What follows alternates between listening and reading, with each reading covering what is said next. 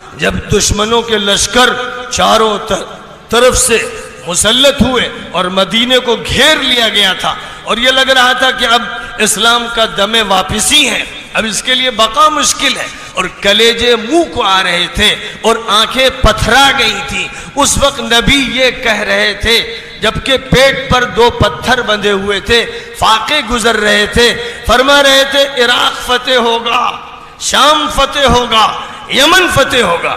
یہ اس ایمان کا نتیجہ تھا جو اللہ پیغمبروں کو دیتا ہے اور پیغمبروں کی جوتیوں کے صدقے میں صحابہ کو دیتا ہے اور صحابہ کی کوششوں کا نظارہ کر کے تابعین کو دیتا ہے، اور یہ ایمان پھر نسلاً بعد نسلن اللہ کے نیک بندوں میں منتقل ہوتا ہے اور ان کے ایمان کی چنگاریوں سے روشنی ہوتی ہے اور امت کو ہمیشہ انہی سے آگ ملتی ہے، انہی سے شعلہ ملتا ہے جس سے دوبارہ ایمان فروزہ ہوتا ہے۔ یہ سلسلہ ہے جو اللہ کی طرف سے قائم ہے، جو کچھ بھی ہے اللہ کے ہاتھ میں ہے، اللہ کے علاوہ کسی کے پاس کوئی طاقت نہیں ہے۔ اگر تمہارے دل میں یہ بات ہے صاف سن لو، اگر تم یہ سمجھتے ہو کہ حالات نہیں بدلیں گے کیونکہ امریکہ طاقتور ہے، اگر یہ سمجھتے ہو کہ حالات نہیں بدلیں گے کیونکہ یورپ اور روس کے پاس اور چین کے پاس طاقت ہے، اگر تم یہ سمجھتے ہو کہ ہندوستان میں اکثریت کے پاس طاقت ہے اور یہاں ایک بڑی فوج اور پولیس ہے اس کے پاس طاقت ہے، حالات نہیں بدل سکتے، تو خدا کی قسم تم کافر ہو، تم مشرک ہو، تمہارا ایمان سلب ہو چکا ہے۔ حالات کتنے بگڑے ہوئے ہوں، تلواروں کے نیچے، بندوقوں کے سائے میں اور توپ کے دہانے پہ کھڑے ہو، تب بھی 1 منٹ کے لیے مت سوچنا کہ اللہ کے علاوہ کسی میں طاقت ہے۔ طاقت اللہ کے ہاتھ میں ہے، جس وقت اللہ چاہے گا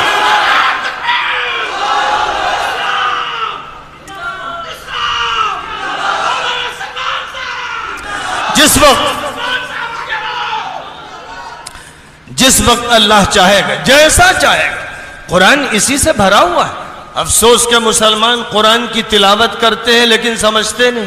قرآن تراویح میں سنتے ہیں لیکن سمجھتے نہیں، قرآن کو انہوں نے صرف برکت کی کتاب سمجھ لیا، قرآن کو انہوں نے یوں سمجھا کہ یہ تعویذ کی کتاب ہے، گنڈوں کی کتاب ہے، جھاڑ پھونک کی کتاب ہے، یا صرف ثواب کے لیے اس کو پڑھا جاتا ہے۔ قرآن اتارا گیا تھا ہدایت کے لیے، قرآن دستور ہے، قرآن قانون ہے، قرآن ہدایت نامہ ہے، قرآن بشارت ہے، قرآن ایک روشنی ہے، قرآن کے ذریعے سے تسکین ملتی ہے، قرآن سکینت ہے، قرآن اللہ کا بھیجا ہوا نور ہے، قرآن ایک انقلابی طاقت رکھنے والی کتاب ہے، قرآن معجزہ ہے، ایک معجزہ ہے۔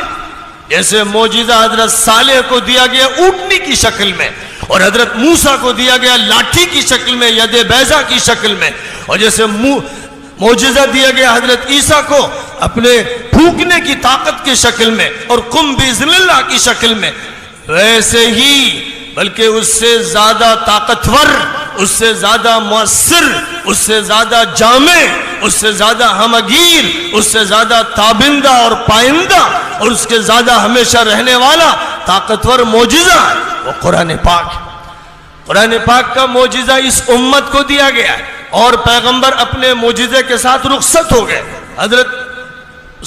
صالح کی زندگی میں اونٹنی رخصت ہو گئی اور موسیٰ علیہ السلام کے ساتھ ید بیضا رخصت ہو گیا، عصا رخصت ہو گیا، حضرت عیسیٰ کے ساتھ دم عیسیٰ رخصت ہو گیا، لیکن نبی کی رخصتی کے ساتھ قرآن رخصت نہیں ہوا۔ قرآن ایک جیتا جاگتا معجزہ ہے، یہ دلوں کو فتح کرنے والی کتاب، یہ دماغوں کو تسخیر کرنے والی کتاب، یہ پوری انسانیت کی رہنما کتاب، یہ دنیا کے تمام مذاہب کے جنجال سے نکالنے والی کتاب، یہ تمام انسانوں کو پستیوں سے بلند کرنے والی کتاب، یہ تحت الثری سے ثریا میں پہنچانے والی کتاب، یہ انسانوں کو اللہ سے ہم کلامی عطا کرنے والی کتاب، یہ دلوں کے اندر نور کی بارش کرنے والی کتاب۔ اس کتاب کے ساتھ وہ معاملہ امت کی طرف سے نہیں ہو رہا ہے جو ہونا چاہیے۔ وقال الرسول يا رب ان قوم اتخذوا هذا القرآن مهجورا۔ رسول اللہ میاں سے شکایت کریں گے، ہماری اور امت کی شکایت کریں گے کہ اے اللہ میری قوم نے قرآن کو چھوڑ دیا۔ اگر یہ میری قوم قرآن کو لے کر آگے بڑھتی تو جس طرح اس کو لے کر آگے بڑھے تھے ابو عبیدہ ابن الجراح اور خالد ابن الولید اور عمرو ابن العاص اور سعد ابن ابی وقاص اور وہ مجاہد فاتحین جنہوں نے سندھ سے اسپین تک اور چائنا سے افریقہ کے ایک کنارے تک فتوحات کا ایک بازار لگا دیا. جس طرح وہ قرآن کو معجزہ سمجھتے ہوئے اور اس پر ایمان رکھتے ہوئے آگے بڑھے، حالات کی سازگاری کے ساتھ نہیں بڑھے.